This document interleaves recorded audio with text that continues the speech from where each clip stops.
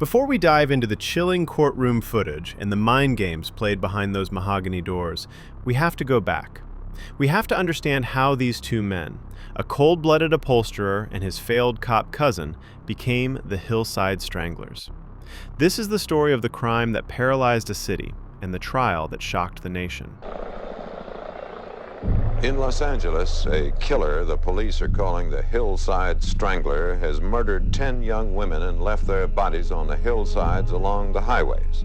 Today, the police found another, number 11, they think. The story of the Hillside Stranglers doesn't begin on the dark ridges of Los Angeles, but in a small upholstery shop in Glendale. Angelo Buono Jr. was a man who commanded fear before he ever committed a murder.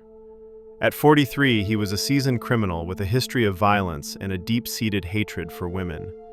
He ran his life like he ran his business, with cold, calculated precision.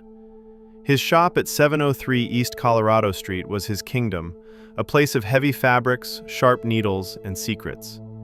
In early 1976, a new element entered this volatile environment. Kenneth Bianchi, Angelo's 25-year-old cousin, arrived from Rochester, New York.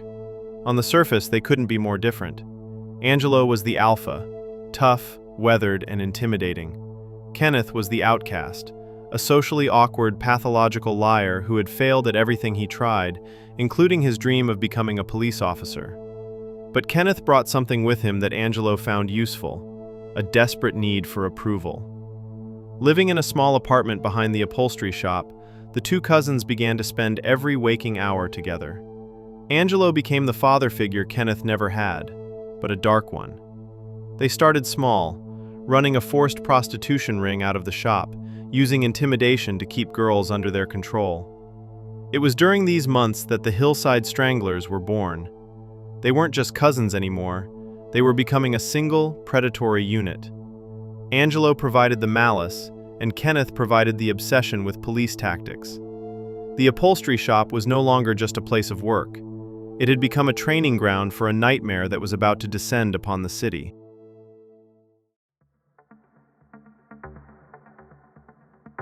By October 1977, the tension inside the Glendale upholstery shop had reached a boiling point. The petty crimes and the prostitution ring were no longer enough for Angelo Buono. He wanted total control. He wanted to see if his apprentice, Kenneth Bianchi, was truly capable of crossing the ultimate line. On the night of October 17th, they drove out in Buono's white Cadillac, cruising the areas where the city's forgotten souls gathered. They found 19-year-old Yolanda Washington. To the world, she was just another girl on the streets. To Buono and Bianchi, she was a test subject. They lured her into the car using the same tactic they would perfect over the coming months, the illusion of authority. Once she was trapped, the dynamic between the cousins shifted. Angelo took the lead, his years of suppressed rage finally finding a target. In the back of the shop, surrounded by rolls of leather and industrial tools, the first act of the Hillside Strangler was committed. But it wasn't just the murder that shocked the LAPD. It was the display. The next morning, Yolanda's body was found on a grassy slope near Forest Lawn Cemetery. She was positioned in a way that felt theatrical, laid out for the world to see, as if the killers were proud of their work. The investigators treated it as an isolated incident, a tragic byproduct of the Hollywood underworld. They didn't realize that this was just the prologue. Buono and Bianchi had tasted blood, and they discovered they liked the feeling of playing God. The Strangler wasn't a myth anymore. He was real. He had two faces, and he was just getting started. They think. Two young paper boys discovered what appeared to be the latest victim. The body had been dumped 15 feet down an embankment in a residential neighborhood. The victim was a woman, about 20 years old, and the body was nude.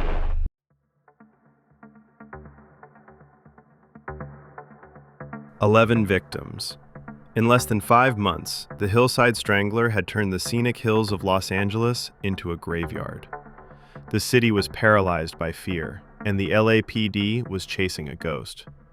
What they didn't realize was that they weren't looking for one man. They were looking for a partnership of monsters who used the law as their shield. The series of murders has had a chilling effect upon the people of the city. In Los Angeles, more women than ever before are learning how to defend themselves. Susan Ball skipped night school for a week. She says she can't sleep because of the murders. I guess I just want to learn how to maybe give myself a few seconds so I can live. There have been enough bodies found over a wide enough area to strongly suggest more than one killer, but police say they really don't know. But even the most meticulous predators eventually make a mistake. For the Hillside Stranglers, the beginning of the end came when the apprentice, Kenneth Bianchi, grew overconfident. In January 1979, Bianchi decided to take the business solo. He moved north to Bellingham, Washington, hoping to start a new life while continuing his dark urges. On January 11th, 2 university students went missing. Unlike the crimes in LA, where Buono's cold discipline kept them invisible, Bianchi's solo attempt was sloppy. Within days, the Bellingham police traced the evidence back to him.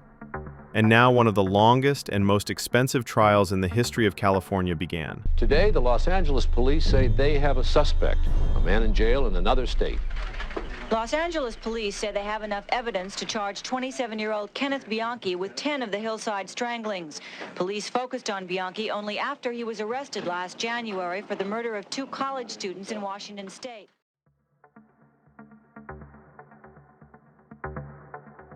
Los Angeles, 1981. The City of Angels was still reeling from a nightmare that had turned its scenic ridges into a graveyard. But as the investigation ended, a new kind of horror began. One that would take place not in the dark shadows of Hollywood, but under the sterile fluorescent lights of Department 106 of the Los Angeles Superior Court. What you are about to witness was the longest and most expensive criminal trial in California's history.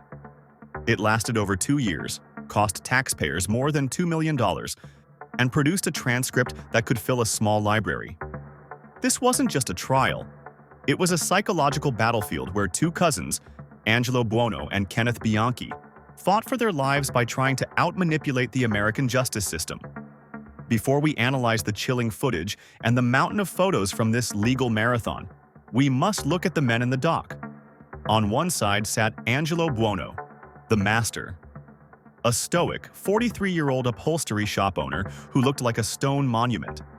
He rarely blinked, never spoke, and maintained a mask of chilling indifference. On the other side sat Kenneth Bianchi, the apprentice, young, jittery, and pathologically desperate for attention. To avoid the gas chamber, Bianchi had made a deal with the prosecution to testify against his cousin.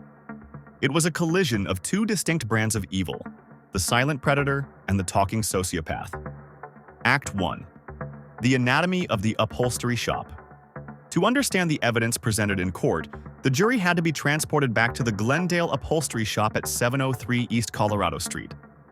There they saw a place of business, rolls of fabric, heavy-duty sewing machines, and industrial tools. But through the testimony, this shop was revealed to be a chamber of horrors. This was Buono's kingdom. He was a man obsessed with control, a career criminal who viewed women as mere material to be manipulated, much like the leather he worked with. The prosecution argued that the shop was the primary site of the killings. They showed the jury the heavy cords, the chemicals, and the industrial needles. They painted a picture of a predatory duo that used their normal business as a front for a killing spree that claimed 11 lives in just 5 months. The Hillside Stranglers didn't just kill, they displayed. They left their victims on the hillsides of Los Angeles as a direct challenge to the LAPD, mocking the authorities from the safety of their nondescript shop. This was the family business that the jury had to dissect. A partnership where Buono provided the malice and Bianchi provided the police-obsessed tactics. Act 2. The Steve persona and the Great Simulation. As the trial progressed, Kenneth Bianchi took the stand, and the proceedings devolved into a psychological circus. This is where the black tapes reveal their darkest content. Facing certain death, Bianchi began to claim that he wasn't responsible for the murders. He claimed he suffered from dissociative identity disorder. He told psychiatrists that a second personality inhabited his body, a violent, foul-mouthed alter ego named Steve Walker. In the archived footage, you can see Bianchi slipping into trances. He would growl, his voice would drop an octave, and he would admit to the murders with a terrifying sense of glee, claiming that Ken knew nothing about what Steve was doing. For weeks, the trial stopped being about the law and started being about the validity of the human mind. Was Bianchi truly a fractured soul, or was he a master actor? The defense brought in experts who were fooled by the performance, arguing that Bianchi was a victim of his own trauma. But the prosecution knew they were dealing with a malingerer, a man who had spent his time in the prison library reading psychology textbooks to perfect his act. Act 3. Dr. Martin Orne and the collapse of the mask. The turning point of the trial came when the prosecution called Dr. Martin Orne to the stand. Orne was a world-renowned expert on hypnosis, and he wasn't looking at Bianchi's performance. He was looking for the glitches in the lie. Orne set a brilliant trap. He casually mentioned to Bianchi that in genuine cases of multiple personality, there are almost always at least 3 distinct identities. He waited. Sure enough, a few days later, a third personality emerged. Billy. This was the smoking gun. Bianchi was overplaying his hand, inventing personalities to fit the criteria he thought the doctors wanted to see. Orne's testimony stripped the mask away. He proved to the jury that Bianchi was not a fragmented victim, but a cold-blooded manipulator who was using the insanity defense as a final weapon. In your photos of the courtroom during this time, you can see the shift. The prosecution began to move in for the kill, and Buono, still silent, watched his cousin's narrative crumble into dust. Act 4, the silent master and the verdict. While Bianchi's theatrics grabbed the headlines, the case against Angelo Buono was built brick by brick. The prosecution focused on the survivors, the women who had been lucky enough to escape the upholstery shop. They testified about Buono's terrifying presence, his need for absolute dominance, and the way he directed Bianchi like a puppet. They showed the jury the fake badges and the white Cadillac. They proved that the Stranglers were a unit, 2 men who fed off each other's depravity. Buono never took the stand. He never offered a word of defense or a shred of remorse. His silence was his final act of defiance against a world he despised. In the end, the jury saw through the circus. They saw the blood on the fabric and the lies in the witness box. In 1983, both men were sentenced to life in prison without the possibility of parole. Buono died behind bars in 2002, a man who took his secrets to the grave. Bianchi remains in prison today, a reminder of the era when fear gripped the hills of Los Angeles. The trial of the Hillside Stranglers wasn't just a legal proceeding. It was a mirror held up to the darkest corners of the human psyche. It showed us that evil doesn't always hide in the shadows. Sometimes it wears a suit, it carries a badge, and it sits right in front of us, waiting for the cameras to start rolling. That's it for today. Please make sure to comment what you think about this shocking case and even more crazy trial. If you enjoyed the video, please make sure to leave a like and subscribe to the channel for more in-depth case analyses.